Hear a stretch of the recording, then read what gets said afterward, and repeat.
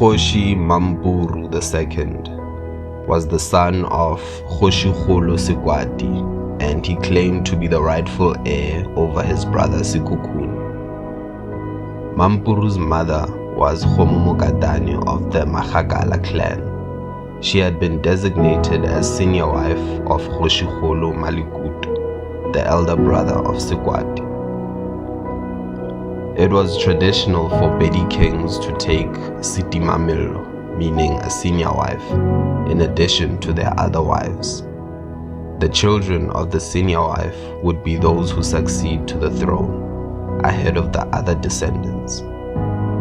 Following King Malekutu's death, Sekwati, upon his return from exile after Mzilikazi's war, took on the widow as his new wife. This enabled him to present his position as that of a regent to the yet unborn son and heir of King Malekutu. Thus Sekwati, rather than appearing to usurp the royal line, could be seen as sustaining it. The question of succession remained officially unresolved until the mid-1850s. During this time, Sekwati, possibly due to conflicts with his eldest son, openly expressed his support for Mampuru. He did so by presenting Mampuru with sefoka sa kgoši thulare, a symbol of royal authority. Additional proof of his preference for Mampuru is found in the fact that Mampuru's name is listed among the signatories of the 1857 treaty with the Liedenberg Republic. Mampuru's involvement in these discussions implies that he was being prepared for leadership and that Sekwati aimed to introduce his chosen heir to the Liedenberg authorities. Nonetheless, it seems that while Mampuru enjoyed his father's favor, he was inadequately equipped to assert his rights and maintain his position after the king's passing. On the other hand, Sekhukhune, who was marginalized from the central authority and royal favor, managed to build an independent support network within the kingdom. This allowed him to establish his claim to succession and made it impossible for Mampuru to challenge his right to the throne. Sekhukhune contended that Mampuru's mother wasn't impregnated by King Sekwati, alleging that Sekwati had instructed a commoner to father the child.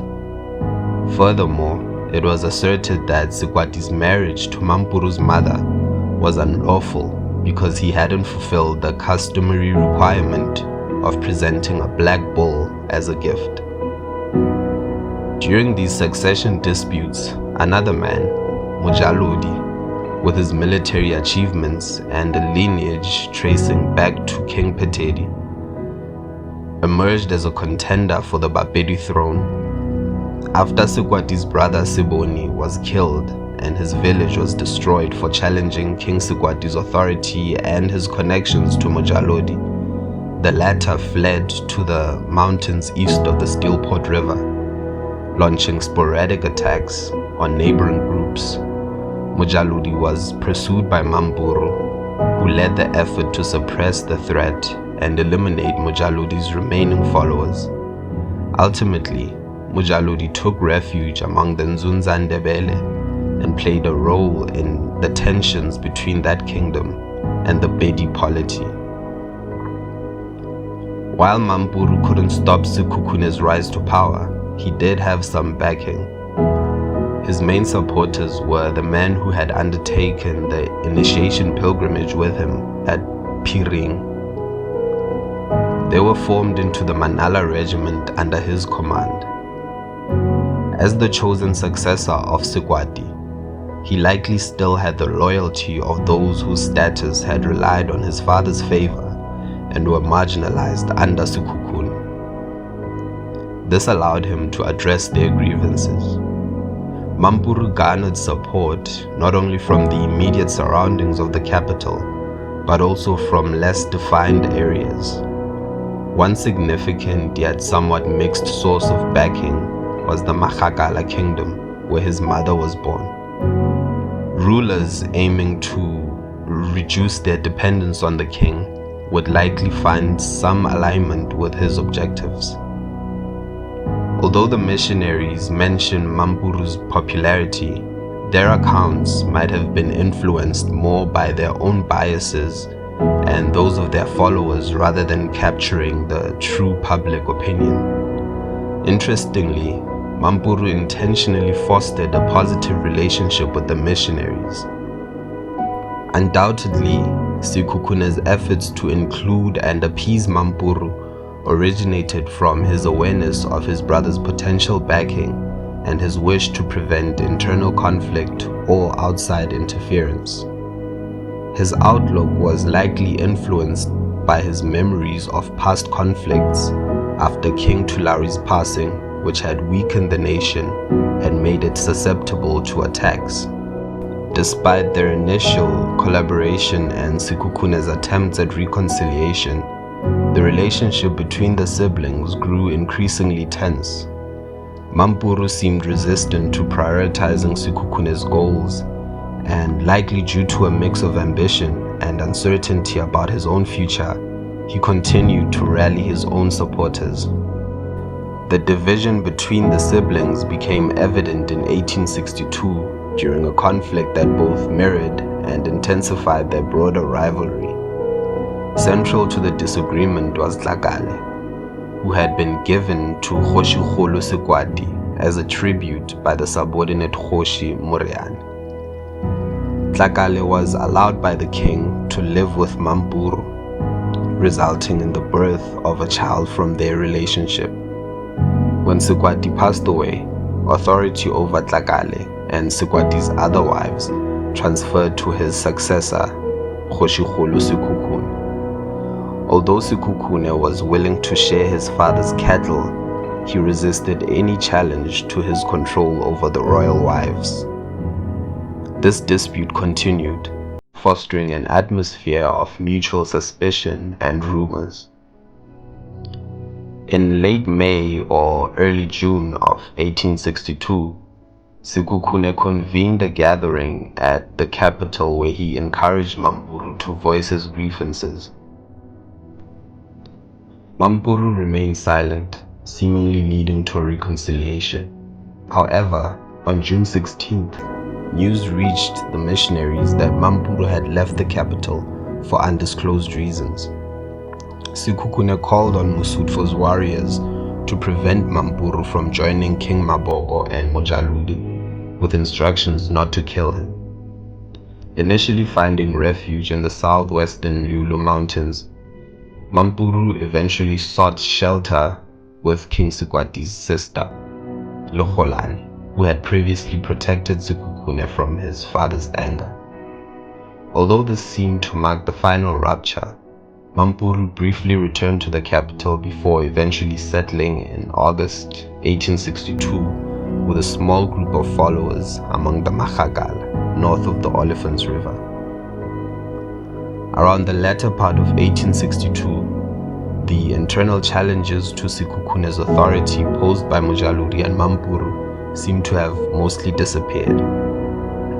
Despite Mampuru's initial support, the fact that his cause gained only limited backing within a year after his father's death demonstrated how effectively King Sekhukhune had solidified his control and positioned himself as the rightful heir to Kgošikgolo Sekwati. Kgoši Mampuru, who had fled from the heartland of the Pedi, began a nomadic journey among neighboring kingdoms, aiming to bolster the ambitions of their leaders in alignment with his own goals and exploit conflicts within the Pedi realm to his advantage. He stayed with Magakala until 1867, at which point he relocated to join the missionaries and converts who had left the Pedi domain for the Botshabelo mission station near Middelburg. During his time here, he faced conflicts with his younger brother Johannes Dikwanyane and the missionary Merensky. In the same year, he moved again and settled among the Nzunza Ndebele, following in the footsteps of Mojaludi. Mampuru possessed the concerning ability to connect his own interests with various threats, both internally and externally to the king, especially for Sekhukhune. During the late 1860s, the Swati army's threat to Bapedi people and Mampuru's determination to replace Kgošikgolo Sekwati from power became increasingly intertwined. After 1868, Mampuru focused on expanding his support within the Pedi domain from the safety of the Nzunza kingdom, now ruled by King Maboko's successor Nyabele.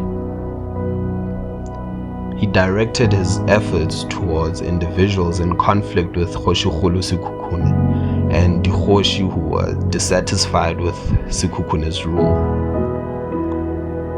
By that time, around the late 1860s, Mampuru faced a grim future. His political endeavors had yielded minimal results. He had lost favor within the Magakala clan and among the converts at Botshabelo. Even his sanctuary among the Nzunza was under jeopardy. Kgošikgolo Sekwati took steps to negotiate with King Nyabele, making various offers, including cattle, to convince Maboko's successor to stop supporting Kgoši Mampuru. Kgoši Mampuru responded to these setbacks by trying to align his cause with the primary rival of the Bapedi kingdom and backing on Swati military support. By the early months of 1869, if not earlier, Sekhukhune became aware of his brother's connections with Swati. He clearly conveyed to Commandant P.J. Kodza his belief that an imminent Swati attack on the Pedi territory was likely. He also expressed his opinion that if the Liedenburg authorities allowed Swati regiments to pass through their land, they would be implicated in the attack. In September 1869, the expected Swati offensive was initiated.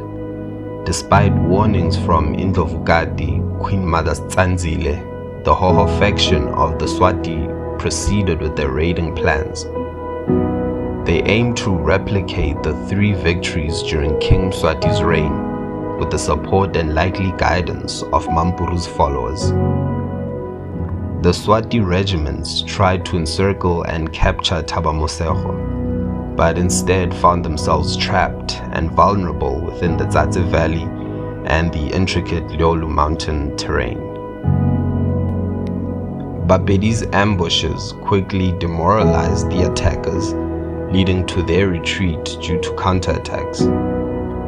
Missionary Albert Nachtigal's diary vividly describes how defeat transformed into running away, and running away escalated into a catastrophe. He's quoted as saying, "As the Pedi drove the Swati back with increasing force, they sought refuge in flight. However, they had been exhausted by the long march, weakened through hunger, and demoralized by the failure of their attack. As a result, the majority of them firstly threw away their white shields and subsequently the remainder of their battle gear. When this failed to assist them, some attempted to hide from their pursuers. Others stopped and impaled themselves on their own weapons, or they shot themselves. Resistance was no longer contemplated, and Bapedi called out to one another, 'These are not enemies but locusts. Kill the locusts.' Old and young could now kill without fear, and on that day, over 500 Swati warriors were killed before they reached the Steelport River. Amongst the dead were many traditional leaders, including children of King Mswati, for they were less accustomed to fatigue, hunger, and hardship than many of their men. They scattered in wild flight, and many of those who were not fueled by weapons died from starvation. They had been forbidden to steal cattle or grain from the Boers on the pain of death. The entire route along which they had come and now fled was strewn with corpses, Those who still had assegais exchanged them for a handful of maize which they devoured raw. Some who stopped to attempt to drink water were unable to rise and remained lying there. In this way, and in a short space of time, the bravest of the brave were destroyed. Although Nagtigal's account shows a clear influence of the Pedi perspective of events, Swati oral historians confirm that this campaign had disastrous consequences for the regiments involved. The Swati army faced yet another significant defeat later that year while returning from a Zoutpansberg raid. They were attacked and routed again, this time by the combined forces of the Pedi army and various low-felled clans. By the close of 1869, the Swati military threat seemed less formidable from Thaba Mosekgo's viewpoint. Bapedi's demonstration of overwhelming the Swati army shifted the balance of power away from eMaswati and the Transvaal Republic.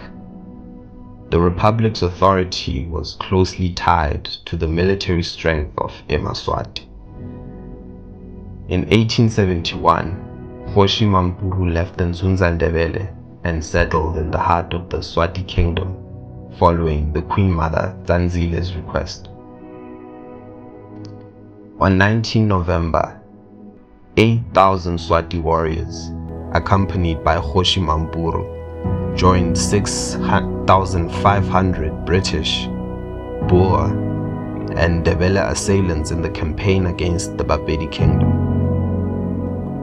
Kgošikgolo Sekhukhun's own army at this time was significantly less than in previous wars. As a result of Swati attacks in the past, the Kgoši, subordinate to the king, were forced to hold back some of their military regiments from the defense of the capital in order to protect their own homes. The total number of Bapedi warriors that Kgošikgolo Sekhukhune could muster was less than 4,000, meaning a ratio of almost 4-1 in favor of the British. The leader of the combined British and Transvaal army, Garnet Wolseley, devised a plan where the main column would approach the town through the valley, while Swati warriors would launch a surprise attack from behind. At 4 a.m. on November 28th, 2 assaults were initiated, but they faced strong and continuous resistance from Bapedi forces. The British attack came to a standstill, and Wolseley's troops awaited the delayed arrival of the Swati army. When the Swati forces finally arrived, their appearance from the heights behind Zate brought immense joy to the troops below and relief to Wolseley and his staff. Taking the Pedi regiments off guard, eMaswati descended from the mountainside, suffering many casualties but successfully pushing Bapedi back. The convergence of the descending Swati and advancing British troops resulted in a brutal battle, leading to extensive casualties.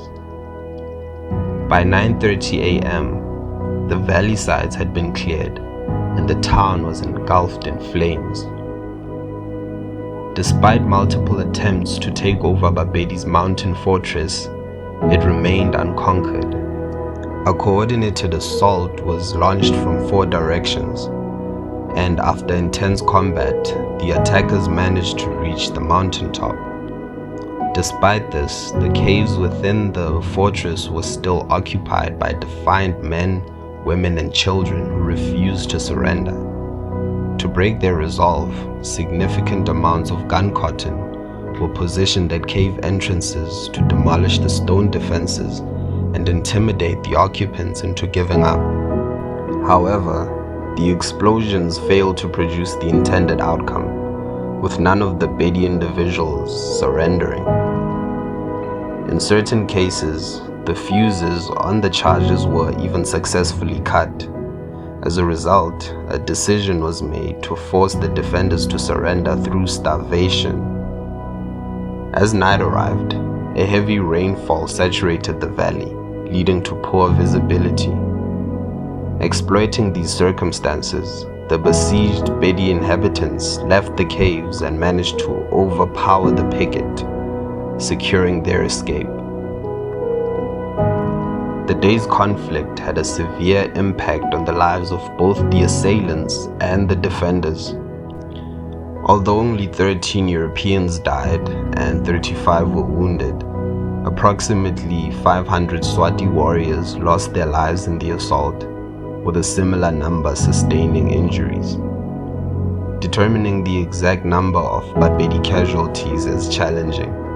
Approximations suggest that over 1,000 perished.